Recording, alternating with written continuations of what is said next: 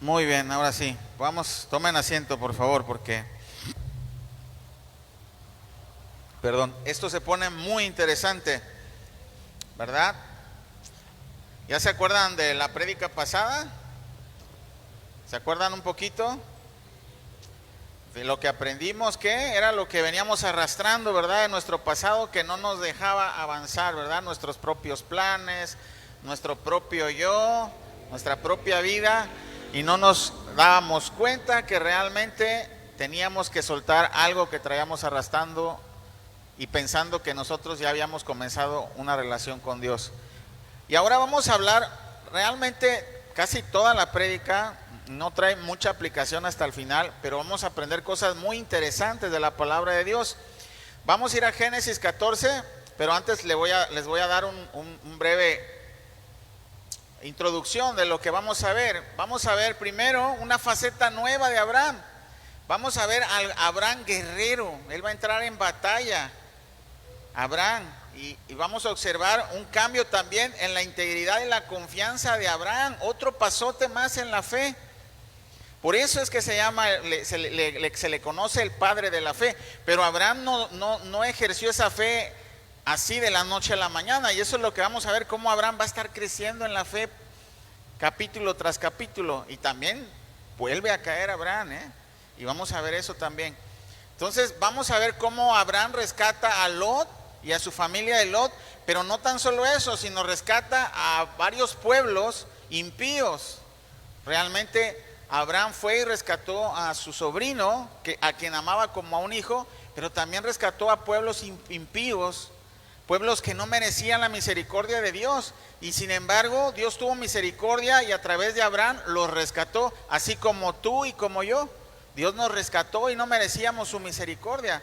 Entonces vamos a ver eso. Y por otra parte también vamos a ver una escena de guerra y un rescate como de película, ¿verdad? Pero algo más importante que eso, vamos a ver un personaje muy misterioso, y se trata del sacerdote Melquisedec. ¿Han escuchado alguna vez ustedes oír ese nombre? ¿Melquisedec? ¿No? ¿Sí? ¿No? Ah, muy bien. Pues le va a parecer muy interesante entonces a los que no han escuchado a Melquisedec. Y vamos a ver a este personaje que muchos teólogos o muchos estudiosos de la Biblia aún no alcanzan a comprender bien, y ahorita lo vamos a discernir, lo que nos dé la palabra únicamente. No vamos a especular, sino lo que la palabra nos diga. Pero vamos a comenzar en Génesis 14, vamos del 1 al 7, pero por favor permítanme orar para que el Señor esté con nosotros y en mis labios. Señor, te amamos porque tú eres muy fiel, Señor, y cada vez que llega un día que tengo que predicar o preparar un estudio, Señor, te pido que no me falten tus palabras, Señor, en mi boca. Y me sorprendes tanto, Señor, porque siempre eres fiel y siempre tienes palabras que darnos, Señor, esas palabras de vida eterna que nos hacen falta, Señor. Y rogamos porque nunca falten, Señor. Muchas gracias, Señor, te damos. Dispone nuestros corazones, nuestras mentes a recibir tu palabra, tu preciosa palabra, Señor, en el nombre de Jesús. Amén. Ok, entonces vamos a Génesis 14. No sé si me van a ayudar en cabina, alguien lo va a leer. Ok, Génesis 14 y vamos a leer del 1 al 7, por favor. Nada más del 1 al 7, gracias. Aconteció en los días de Amrafel, rey de Sinar, Arioc, rey de Elazar, Kedorlaomer, rey de Elam, y Tidal, rey de Goim, que estos hicieron guerra contra Bera, rey de Sodoma, contra Birsa, rey de Gomorra, contra Sinab, rey de Atma, contra Semeber, rey de Seboim, y contra el rey de Bela, la cual es Zoar. Todos estos se juntaron en el valle de Sidim, que es el mar salado. 12 años habían servido a Kedorlaomer, y en el 14º se rebelaron. Y en el año 14º vino Kedorlaomer, y los reyes que estaban de su parte, y derrotaron a los refaitas en Astarot Carnaim, a los susitas en Ham, a los emitas en Sabe Kiriataim, y a los oreos en el monte de Seir, hasta la llanura de Parán, que está junto al desierto. Y volvieron y vinieron a En Mispat, que es Cades, y devastaron todo el país de los amalecitas, y también al amorreo que habitaba en Hasezontamar. Ok, muchas gracias. Ahora sí, póngame un poquito de atención por acá. No quiero quedarme mucho tiempo explicándole la procedencia de los reyes o la geografía o etcétera, porque considero que no es tan importante lo de la guerra, sino el resultado de lo que pasó con esta guerra. Y eso es lo que vamos a ver. Pero también vamos a ver que el autor Moisés, cuando está escribiendo este libro, porque se le adjudica a Moisés, él está escribiendo y trasladando las cosas que sucedieron a sus tiempos. ¿Cómo es decir? ¿Cómo es esto? Que las zonas geográficas que él describe, posiblemente en ese momento que él las escribía, les estaba llamando así, como se llamaban en ese tiempo. ¿Sí me explico? O sea, por ejemplo, vamos a ver aquí, hablan de Dan, de la región de la tribu de Dan, pero en ese tiempo en que se escribió, Dan todavía no estaba, no nacía todavía, apenas estábamos hablando de Abraham. Entonces, así es, ese es lo que les estoy tratando de decir. Es un ejemplo, es un ejemplo de cómo se escribió esta parte, ¿sí? No sé si me explique, les doy un ejemplo más simple. Miren, por ejemplo, todos ustedes conocen el Coppel Bahía, ¿verdad? Los que estamos aquí. Ok, antes de que se llamara Coppel Bahía, a mí me sucedió, es un ejemplo, que en ese lugar me asaltaron, ¿sí? Pero en ese momento no se llamaba Coppel Bahía, se llamaba ¿cómo? Cine Bahía, ¿verdad? Pero si yo lo narro para que ustedes lo comprendan, les voy a decir, me sucedió en Coppel Bahía. ¿Sí me explico? O sea, algo más simple, ¿no? Para poder entender. Es lo mismo que hizo Moisés, trasladó eso a sus tiempos geográficos. Y es importante porque si no crea confusión. Ahora vamos a ver, lo que acaba de leer mi hermano en la Biblia, el del 1 a 7, es lo siguiente: había 5 reyes, ¿sí?, contra 4 reyes que pelearon por el territorio, o por lo menos por dejar de dar tributos. Había 4 reyes dominantes, y los reyes de Sodoma y Gomorra deseaban hacerles guerra para acabar ya esa opresión. Entonces se fueron contra la guerra, 5 reyes contra 4 reyes, ¿verdad? ¿Y qué pasó? Que a los de Sodoma y de Gomorra no les fue muy bien, ¿sí? No les fue muy bien porque cayeron en trampas, dice aquí, de asbesto, ¿verdad? Y eso fue por los cuales no le fue muy bien. Ahora, vamos a ver también cómo es que estos reyes hasta la actualidad siguen peleando por ese territorio. Miren, Elazar era una ciudad del sur de Mesopotamia en ese tiempo. Recuerdan que el centro de adoración babilónico, como lo vimos en las clases pasadas de Nimrod, y vimos la Babilonia y vimos la Torre de Babel, ¿sí recuerdan? Bueno, esa parte de ahí seguían confederados los 4 reyes y querían conquistar toda la región. Pero los planes de Dios eran distintos. Sin embargo, hasta hoy en día es una realidad que esa tierra sigue en guerra después de miles de años. Irán es la tierra de Mesopotamia y siempre ha querido conquistar la tierra prometida de Abraham. Hoy en día sigue el conflicto y desde tiempos antiguos han creado alianzas para hacerse de la región y para deshacerse de Israel. Hoy mismo, ahorita estamos viendo una guerra entre Siria e Irán y Palestina. Y esos son los países árabes. También está Qatar, que indirectamente está financiando para la liberación palestina, es decir, está financiando la guerra en la Franja de Gaza, indirectamente. Pero esos países han estado en guerra durante miles de años y curiosamente acabamos de ver esa guerra y sigue hasta hoy en día por la misma situación.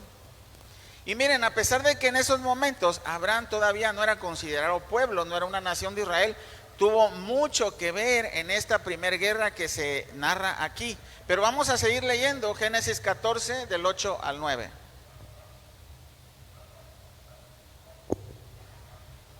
Y salieron el rey de Sodoma, el rey de Gomorra, el rey de Adma, el rey de Seboim y el rey de Bela, que es Zoar, y ordenaron contra ellos batalla en el valle de Sidim, esto es, contra Kedorlaomer, rey de Elam, Tidal, rey de Goim, Amrafel, rey de Sinar, y Arioc, rey de Elazar. 4 reyes contra 5. Ok, entonces estos 5 reyes tenían 12 años bajo asedio de los 4 reyes del reino babilónico, reino de Mesopotamia, como les decía. Sin embargo, no estaba funcionando las tácticas de guerra y fueron vencidos, y por eso fue que Lot y su familia fue capturada, y también junto con ellos muchos habitantes de Sodoma y Gomorra. Vamos a seguir leyendo de Génesis 14 y vamos a leer del 10 al 13, por favor. Y el valle de Sidim estaba lleno de pozos de asfalto, y cuando huyeron el rey de Sodoma y el rey de Gomorra, algunos cayeron allí, y los demás huyeron al monte, y tomaron toda la riqueza de Sodoma y de Gomorra, y todas sus provisiones, y se fueron. Tomaron también a Lot, hijo del hermano de Abraham, que moraba en Sodoma, y sus bienes, y se fueron. Y vino uno de los que escaparon, y lo anunció a Abraham el hebreo, que habitaba en el encinar de Mamre, el amorreo, hermano de Escol y hermano de Aner, los cuales eran aliados de Abraham. Entonces este valle fue el escenario de la guerra de los 9 reyes, así se conoce. Una batalla en la zona del Mar Salado, que tal vez en estos momentos está cubierto por agua. También este lugar es conocido como el Mar Arabá, que se ve más adelante en algunas narrativas, creo que está en Deuteronomio, como se conoce. El Mar Salado también se conoce como el Mar Arabá, que es el Mar Muerto. Ahora bien, aquí aplica lo que les decía, lo que le comenté en lo que sigue, acerca de la descripción geográfica. Vamos a seguir leyendo en Génesis 14, del 14 al 16. Oyó Abraham que su pariente estaba prisionero, y armó a sus criados, los nacidos en su casa, 318, y los siguió hasta Dan. Y cayó sobre ellos de noche, él y sus siervos, y les atacó, y les fue siguiendo hasta Jobá, al norte de Damasco, y recobró todos los bienes, y también a Lot su pariente y sus bienes, y a las mujeres y demás gente. Ok, hermanos, en primer lugar,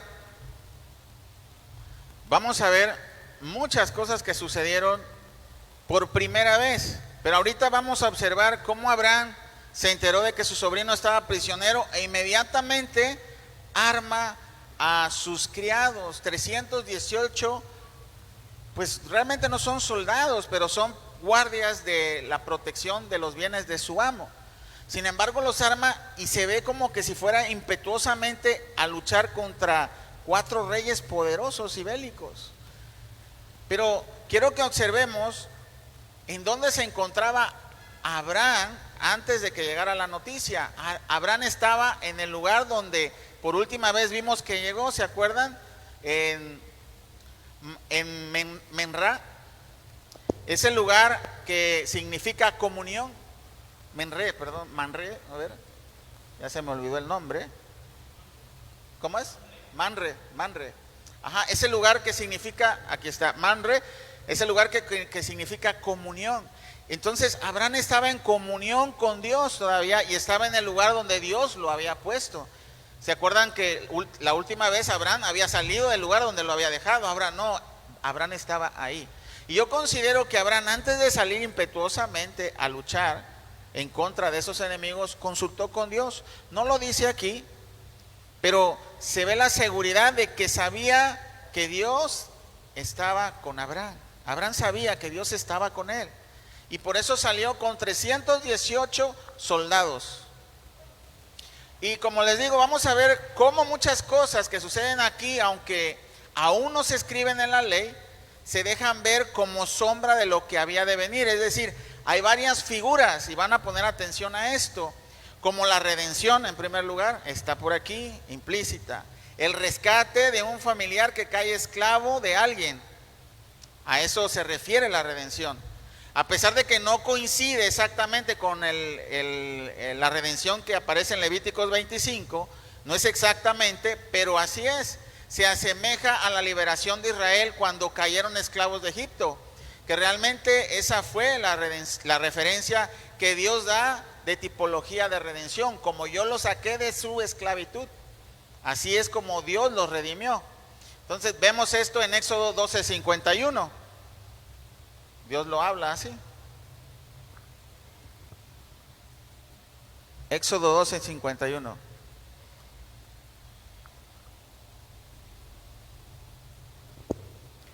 Y en aquel mismo día sacó Jehová a los hijos de Israel de la tierra de Egipto por sus ejércitos. Ok, así es que Dios rescató también al pueblo de Israel, y Abraham rescató a su familiar más cercano. Ese es un tipo de redención, es una figura que se encuentra ahí. ¿Sí me explico? De lo que venía a través de la ley. Vamos a ver varias figuras aquí. Entonces, en primer lugar, como les dije, vamos a ver eso. Ahora bien, también vemos cómo Abraham, con 318 hombres, derrota a 4 reyes, ¿verdad? Y esto me recuerda también en que Dios se exalta en la debilidad. ¿Se acuerdan también en Jueces de Gedeón? ¿Han escuchado de Gedeón? El que gana la batalla únicamente con 300 hombres, ¿no? Vayan a Jueces, se los dejo de tarea. Gedeón fue un juez que fue en su momento escogido por Dios para liberar al pueblo de Israel de un pueblo que los estaba asediando, ¿sí? Y él tenía mucho más ejército y le dijo, no voy a dejarte que tú conquistes, porque van a pensar que fue por tus fuerzas, por la fuerza de ese ejército. Entonces fue eliminando de 100,000, hagan de cuenta, 10,000 hasta 300 hombres, y si dijo Dios, con estos 300 vas a conquistarlos. Entonces se asemeja un poco a lo que hizo Abraham, ¿sí?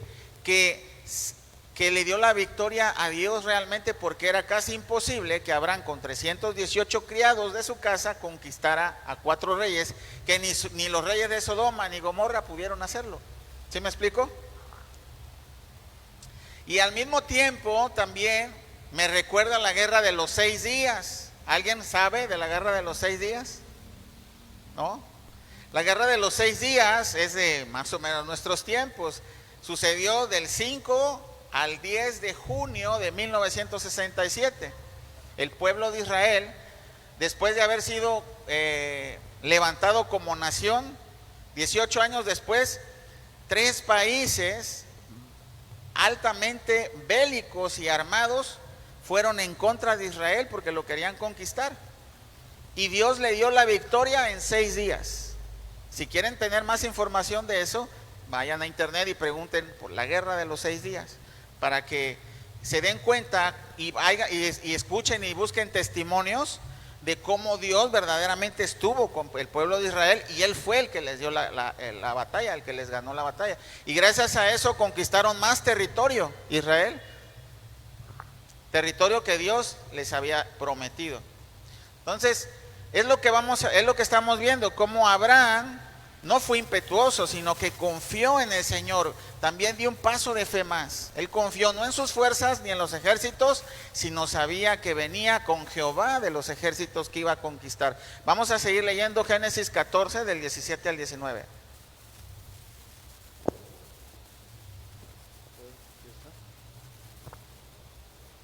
Cuando volvía de la derrota de Kedorlaomer y de los reyes que con él estaban, salió el rey de Sodoma a recibirlo al valle de Sabe, que es el valle del rey.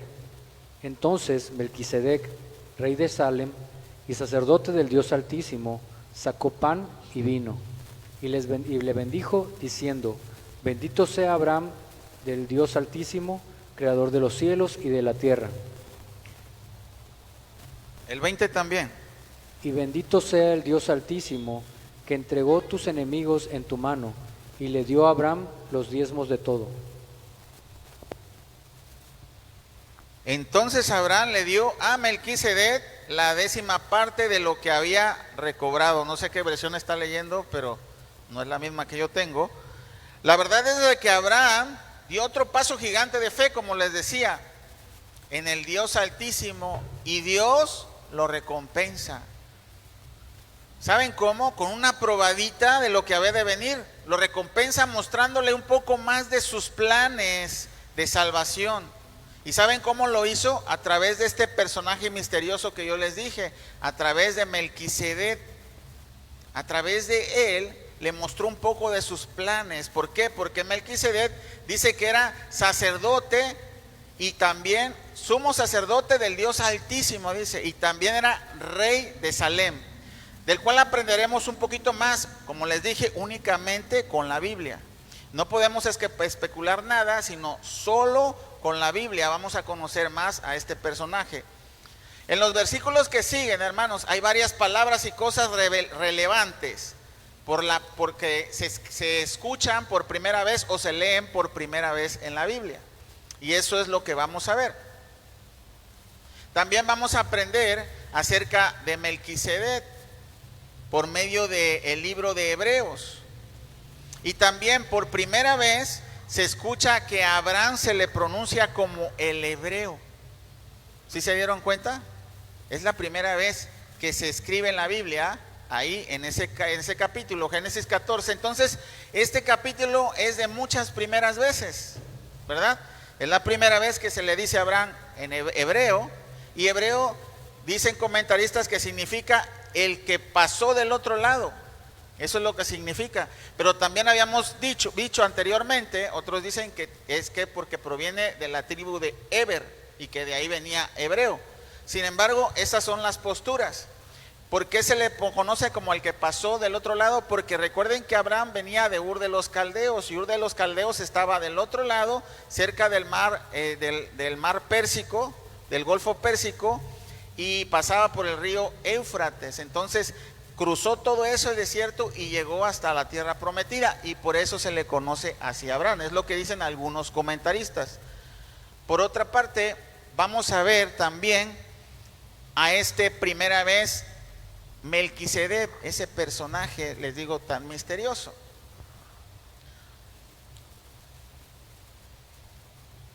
Cuando Melquisedec se presenta ante Abraham con ese título, o sea, sí recuerdan lo que acabamos de leer, se los voy a narrar así. Abraham llega de la guerra y los reyes de Sodoma y Gomorra lo reciben, pero también con él está el rey de Salem, llamado Melquisedec. Y Melquisedec se presenta como el sacerdote del Dios Altísimo. Esta es otra primera vez, la primera vez que se le conoce a Dios, Jehová, como el Dios Altísimo. ¿Por qué el Dios Altísimo? Porque arriba de él no hay nadie más. Y ese nombre es por primera vez que se pronuncia en este momento. Y eso también, como les decía, es una pruebita de la redención. Y es también una prueba del sacerdocio de nuestro Señor Jesucristo, perdón.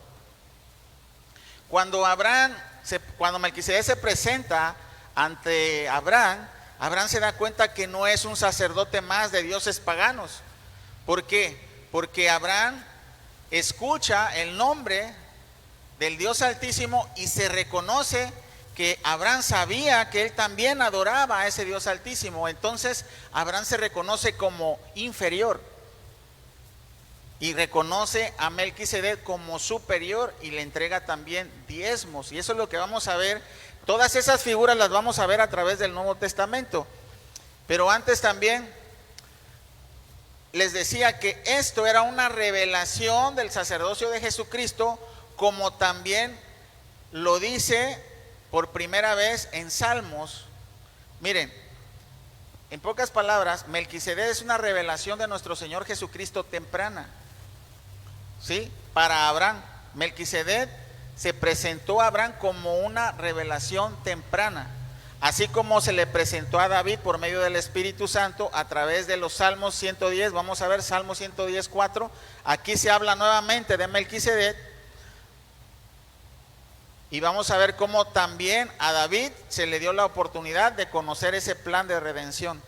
Yo sé que está un poquito confuso ahorita, pero vamos a descubrir bien a este personaje y se lo vamos a describir y se van a dar cuenta por qué les digo que es la revelación temprana de los planes de redención y la revelación temprana de los planes de nuestro Señor Jesucristo.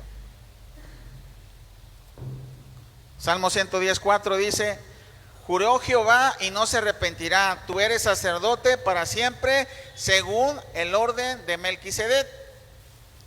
Así es que esta es una profecía mesiánica, como les decía, que fue revelada por David al pueblo de Israel, y también fue revelado a Abraham a través de Melquisedec.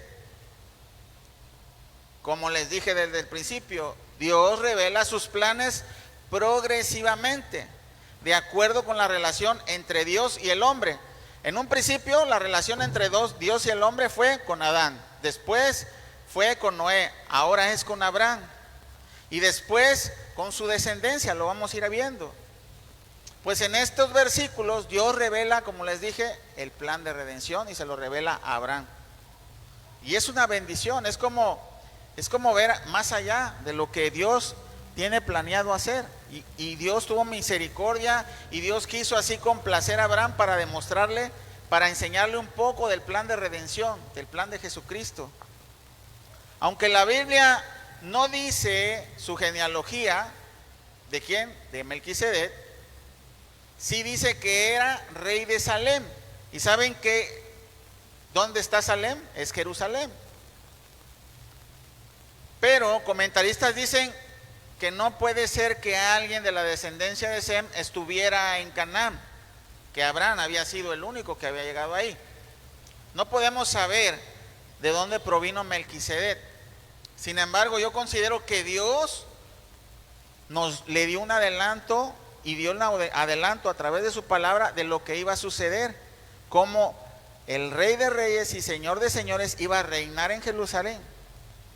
¿Sí me explico? ¿Sí me estoy explicando? Acá mi amigo que sí conoce más de Melquisedec, ¿sí? Ok. Dios permitió y levantó a un sacerdote del cual no se conoce más, solo que era rey de Salem, que significa rey de justicia o rey de paz. Ahora bien, estos nombres son atributos y nombres de nuestro Rey de Reyes y Señor de Señores. Otra teoría es que Melquisedec es una cristofonía, es decir, una aparición de Jesús en cuerpo.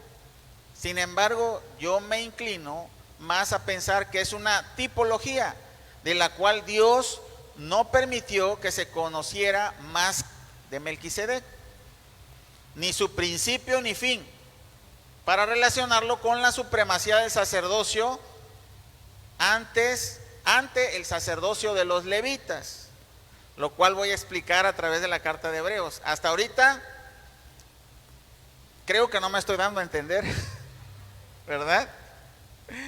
En pocas palabras, me inclino a decir que este es un tipo de Cristo en su carácter de sacerdote y en su carácter de rey, que les voy a explicar por qué. ¿Ya me explico?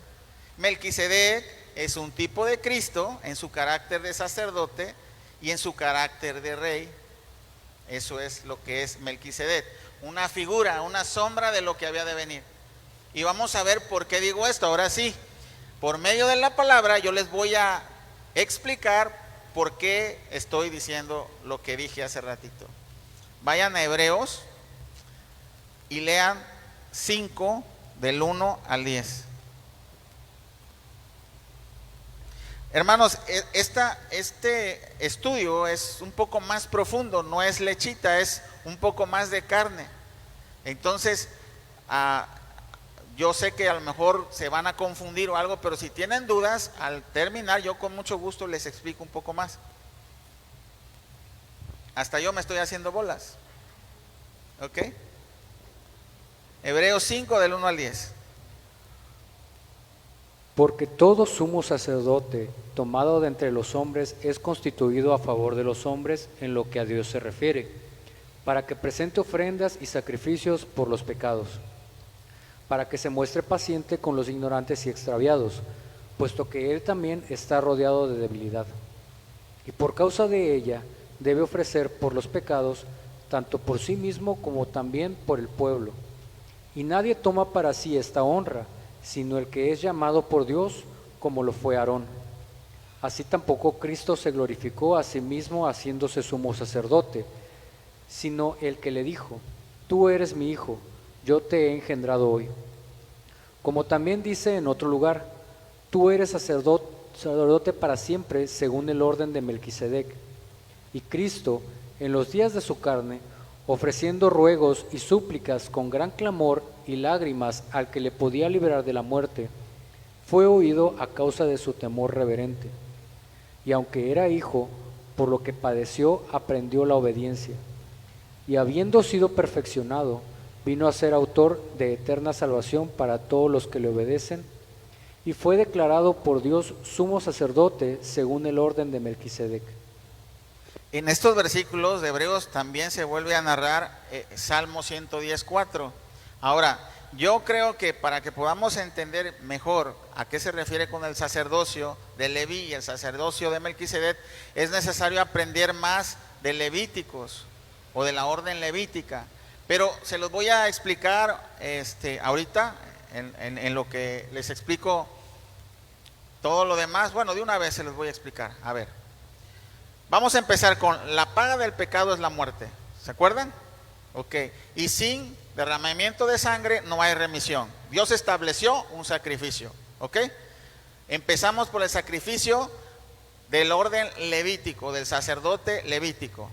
¿Por qué levítico? Porque viene de la tribu de Leví. Aarón y Moisés provienen de la tribu de Leví. Y a Aarón lo levantaron como sumo sacerdote del Dios, ¿verdad? Ese es el orden levítico del sacerdocio.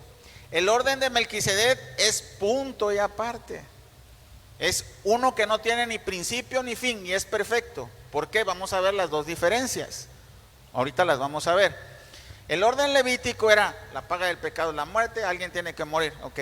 El sacerdote levita, vamos a hablar de Aarón, por ejemplo. Él, cuando tenía que ofrecer pecados por el pueblo, ¿qué hacía? Primero, tenía que sacrificar un cordero para sus propios pecados. Se limpiaba y se purificaba. Ahora sí, voy a ofrecer sacrificio por el pueblo. También tenía que matar otro cordero para el sacrificio, para el perdón de los pecados. Se derramaba sangre. ¿Por qué? Porque estaba establecido que la paga del pecado era la muerte y sin sangre no hay remisión. Ahora, esos sacrificios, dice aquí lo que acabamos de leer, que no te limpian por completo y no te limpian para siempre, sino el sacrificio dado por el orden de Melquisedec, que no tiene principio ni fin. ¿Sí me explico? ¿Y quién viene del orden de Melquisedec? Viene Jesucristo. Por eso es sumo sacerdote de la orden de Melquisedec. ¿Ya me expliqué un poquito más? ¿Sí? Ok. Es mejor así. Entonces, aquí lo que está diciendo Hebreos es que el sacerdocio de Leví, el sacerdocio de los levitas era momentáneo y no era perfecto. Pero el sacerdocio para siempre viene del orden de Melquisedec.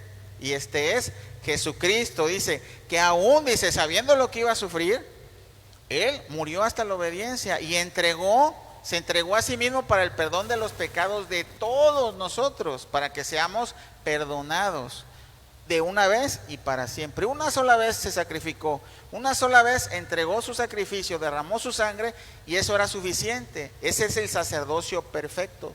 Los demás sacerdotes solamente cumplían momentáneamente y la muerte hacía que terminara ese sacerdocio y comenzara otro. Después de Aarón vinieron los hijos de Aarón y así, generación tras generación, sacrificio tras sacrificio, hasta que llegó Jesucristo y pararon los sacrificios. Es que tenemos que aprender un poquito más acerca del orden levítico, por eso es que no comprendemos mucho, pero en pocas palabras, eso es lo que es el sacerdocio. Y eso es lo que les estaba diciendo, que Dios le estaba dando una probadita a Abraham de lo que iba a pasar para que su pueblo, para que Abraham y su descendencia fuera redimido. ¿Sí me explico?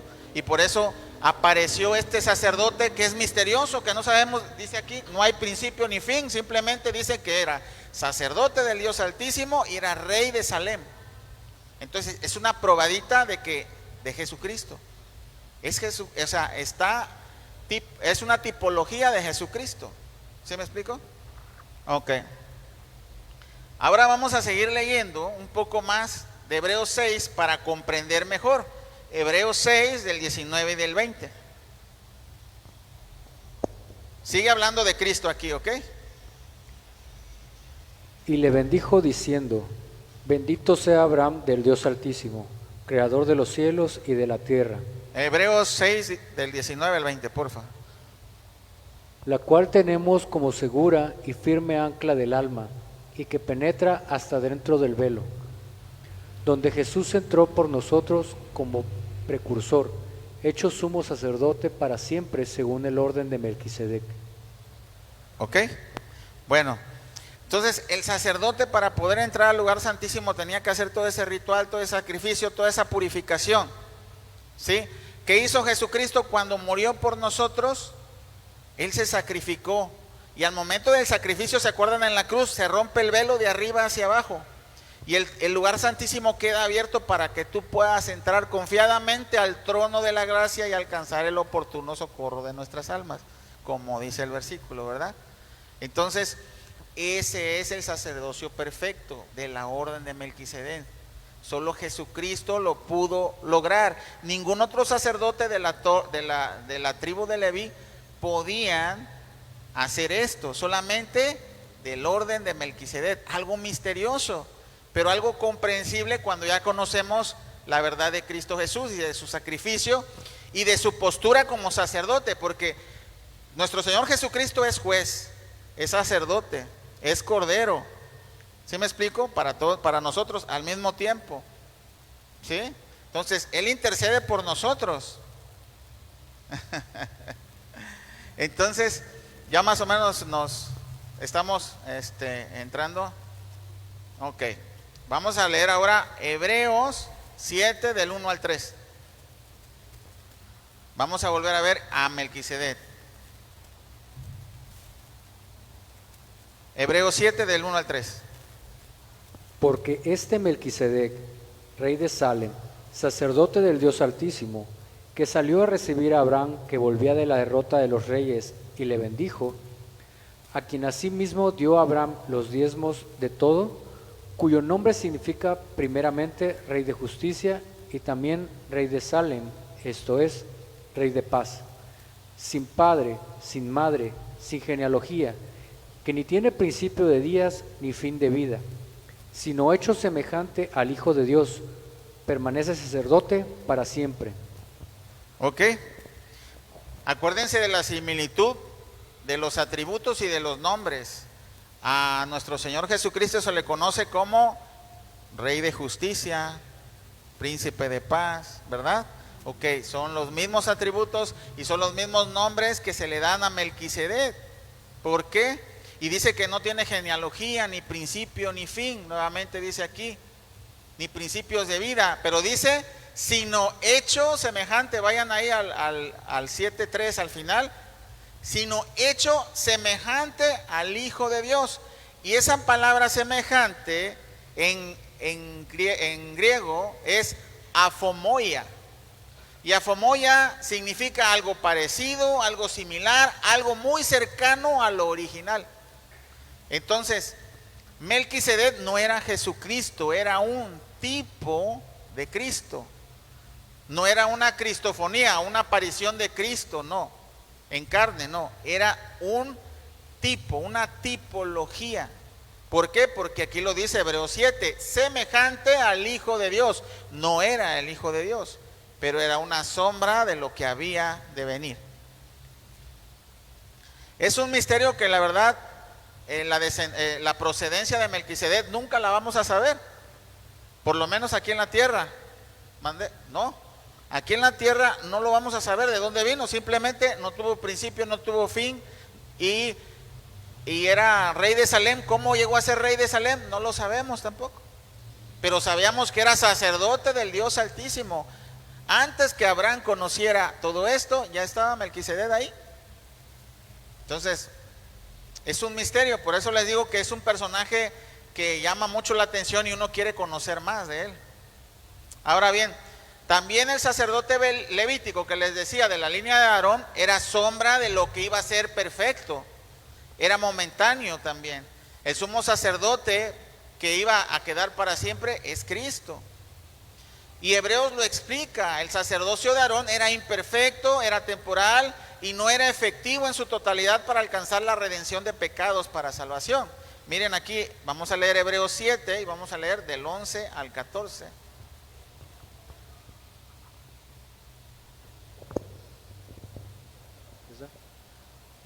Si, pues, la perfección fuera por el sacerdocio levítico, porque bajo él recibió el pueblo la ley, ¿qué necesidad habría aún de que se levantase otro sacerdote, según el orden de Melquisedec, y que no fuese llamado según el orden de Aarón?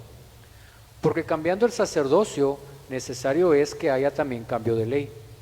Y aquel de quien se dice esto es de otra tribu, de la cual nadie sirvió al altar. Porque manifiesto es que nuestro Señor vino de la tribu de Judá, de la cual nada habló Moisés tocante al sacerdocio. Ok, entonces vemos que el sacerdocio levítico era temporal y que tenía que terminar cuando llegara el sacerdocio de Jesucristo. Era el único que podía hacerlo. Ahora, dice que el sacerdocio levítico venía por medio de la ley y tenía que ser de la tribu de Leví. Pero nunca más se habló del sacerdocio de Melquisedec y de nuestro Señor Jesucristo que venía de la tribu de Judá. O sea, por medio de la ley, Jesucristo no podía ser sacerdote porque no venía de la tribu de Leví. Pero por medio de la gracia sí. Y eso es lo que vimos en este momento. Vamos a ver esto precisamente, cómo antes de la ley estaba la gracia y estaba la fe. Lo vamos a ver perfectamente por medio de Abraham. Miren, vamos a seguir leyendo Hebreos 7 y vamos a leer del 26 al 28 para entender más el sacerdocio. Ahorita estamos hablando del sacerdote de la orden de Melquisedec, lo que viene, Hebreos 7, 26, 28. Porque tal sumo sacerdote nos convenía, santo, inocente, sin mancha, apartado de los pecadores y hecho más sublime que los cielos, que no tiene necesidad cada día, como aquellos sumos sacerdotes, de ofrecer primero sacrificios por sus propios pecados y luego por los del pueblo, porque esto lo hizo una vez para siempre, ofreciéndose a sí mismo, porque la ley constituye sumos sacerdotes a débiles hombres por la palabra del juramento, posterior a la ley, al Hijo hecho perfecto para siempre. Ok, nuevamente está hablando aquí del juramento que vimos en Salmo 110:4, por la palabra del juramento que dice, juró Jehová, ¿qué? Que iba a levantar a un sumo sacerdote de la orden de Melquisedec, ¿sí? Jesucristo como pago expiatorio, entregándose una sola vez para el perdón de nuestros pecados, es lo que hizo. Y luego el velo rompió el velo del lugar santísimo, como les había dicho, para que nosotros podamos llegar y pedir perdón en el nombre de Él, del sumo sacerdote que es Cristo, el único intercesor entre Dios y los hombres, y el único sacrificio que fue suficiente para redimirnos de nuestros pecados, es decir, para ser rescatados de la esclavitud del pecado, como lo fue Lot del rescate de la esclavitud de esos reyes impíos, o como lo fue el pueblo de Israel de rescatarlo de la esclavitud de Egipto. Sí, esa es la tipología de la redención. Hermanos, yo sé que estuvo un poco confuso o revuelto, pero quédense con esto. Podemos concluir que Melquisedec es la revelación temprana como sumo sacerdote, como el sumo sacerdocio de Cristo. Al mismo tiempo también es la revelación temprana del plan de redención, al entregarse a sí mismo para el perdón de nuestros pecados. Y también es la revelación temprana de Cristo como Rey de Jerusalén. Ahora bien, no perdamos de vista que hasta el momento no había ley. Hasta el momento de que estamos hablando, narrando de Abraham, no había ley. Y Dios sigue revelando sombras incluso de la ley que vendría. ¿Sí me explico? Así mismo Dios nos muestra sombra del plan de redención al ofrecer el pan y el vino a Abraham. ¿No se dieron cuenta, verdad? Que el rey de Salem le ofreció pan y vino. ¿Sí se dieron cuenta? Esa es un simbolismo de la última cena, un simbolismo del sacrificio de Jesucristo. Miren otra vez ahí en Génesis 14, 18 y 19 para que lo lean nuevamente.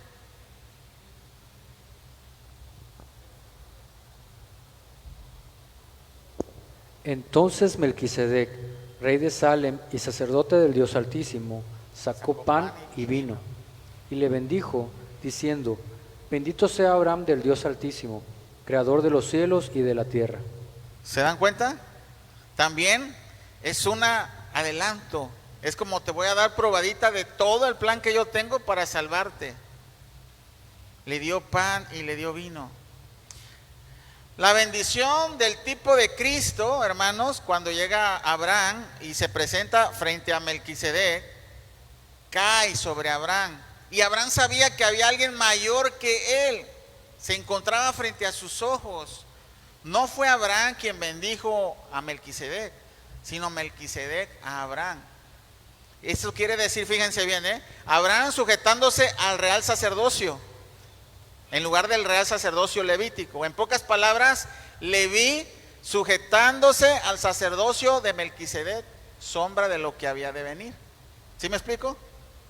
Ahora bien, aquí viene una muy buena para todos aquellos que les duele dar y se escudan en que el diezmo es de la ley y la ley no estamos obligados a cumplirla.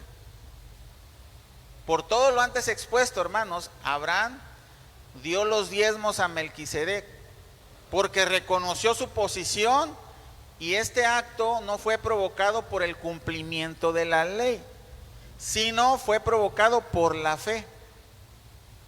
Muchos dicen que no están obligados a dar el diezmo porque no está en el antiguo, porque está en el Antiguo Testamento, perdón. Y es cierto, Dios no obliga a nadie a dar. Cuando tú lo haces por fe, no necesitas que te obliguen. Para eso es la ley. Y la ofrenda que es aceptada no es la que es por obligación o por cumplir, sino la de un corazón dispuesto. Dios aceptó la ofrenda de Abel, ¿recuerdan? Y rechazó la de Caín. No por el contenido de la ofrenda, sino por la actitud. La actitud de Abel fue una actitud sincera y de agradecimiento a Dios. Y la de Caín fue de cumplir solamente, como lo hace la ley. Cuando nosotros damos por cumplir con la ley, no tiene mérito, pero cuando nosotros damos por la fe, es muy distinto. Y yo, como les digo, yo no hablo de los diezmos y ofrendas, pero si la Biblia lo toca, lo tengo que explicar. Y últimamente hemos hablado mucho sobre eso. Bueno, van 2 o 3 ocasiones. Y no sé por qué Dios insiste en que hablemos de esto. Es Dios el que lo hace. Estoy seguro de que porque quiere que aprendamos a dar por fe, hermanos. Si nosotros hacemos cuentas y decimos, no, pues no puedo dar porque no me alcanza ni para mí. Algo que yo hice mal también, porque yo me escudé en eso. Entonces nunca te va a alcanzar, porque en tu corazón siempre va a haber necesidad de dinero. En lugar de necesidad de confiar en Dios. Vuelvo y repito, el dar el diezmo es un acto de fe que te ayuda a depender de Dios. No se trata de que lo des todo, se trata de que des aun cuando tú pienses que no puedes dar nada. Para que lo des con fe y no por obligación. No hay nadie, nuevamente les digo, no hay nadie tan pobre que no pueda dar, ni nadie tan rico que no necesite del favor de Dios. La ley no fue antes que la gracia, siempre ha sido por gracia y siempre ha sido por fe. Abraham, el padre de la fe, le dio los diezmos y ofrendas a Melquisedec por fe, la ley no estaba escrita. Eso es lo que nos está revelando aquí la palabra de Dios. Y siempre ha sido por fe.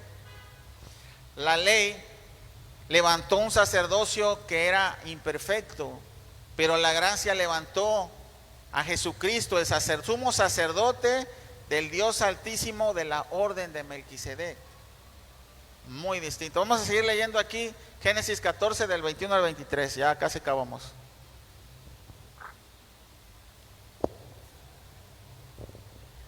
Entonces el rey de Sodoma dijo a Abraham: dame las personas y toma para ti los bienes.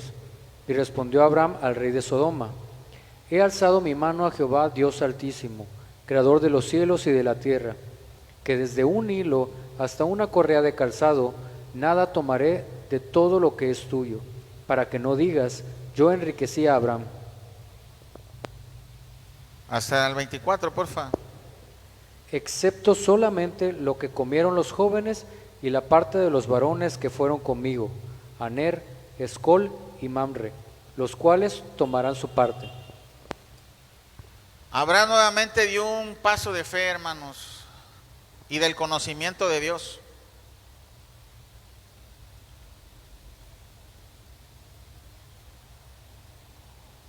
Así es. Abraham rechazó el botín de un rey impío, pero dio el diezmo a Melquisedec. Él rechazó el botín y lo hizo para que los reyes de Sodoma y de Gomorra no les quitaran la gloria a Dios de lo que había sucedido. La riqueza y la prosperidad de Abraham era muy conocida en la región, porque sabían que adoraba al Dios Altísimo. Y Abraham no quería que esa gloria se la llevaran ellos diciendo que ustedes me hicieron rico. No, por eso rechazó todo. Y también aceptó dar los diezmos y ofrendas al sacerdocio también, como sombra de lo que había de venir. Porque nosotros también tenemos que seguir dando diezmos y ofrendas, no por la ley, sino por la fe, así como lo hizo Abraham. Y eso es lo que pasó aquí. Así que hemos aprendido muchas cosas el día de hoy y las vamos a recordar, porque yo sé que hubo mucha confusión y también yo no me expliqué muy bien, no sé por qué, me hice bolas. La primera de ellas, la fe de Abraham creció cuando confió en Dios, que lo iba a librar de sus batallas y le dio la victoria. Nunca había ido a una batalla Abraham, por lo que se había visto aquí, ¿se dan cuenta? Pero Dios ya le había dado la victoria. Igual, Dios ya te dio la victoria a ti, pero tienes que ir a la batalla para regresar victorioso. No puede haber victoria sin batalla. Y recuerda, la batalla es espiritual. Lo único que tienes que hacer es ir de rodillas delante de Dios para interceder y que Dios rescate a los que estén esclavos por el pecado, así como lo hizo con Abraham, que rescató a Lot. También otra de las cosas es que aprendimos es que tenemos un sumo sacerdote perfecto, eterno, y este es Cristo, que intercede por nosotros para el perdón de pecados, porque Él ya se ofreció una sola vez y para siempre, para cubrirte de multitud de pecados. Solo tienes que llegar arrepentido y entrar al trono de la gracia y recordar eso, que Dios ya te perdonó, porque el sumo sacerdote, que es Cristo Jesús de la orden de Melquisedec, se sacrificó a sí mismo para que tú fueras perdonado.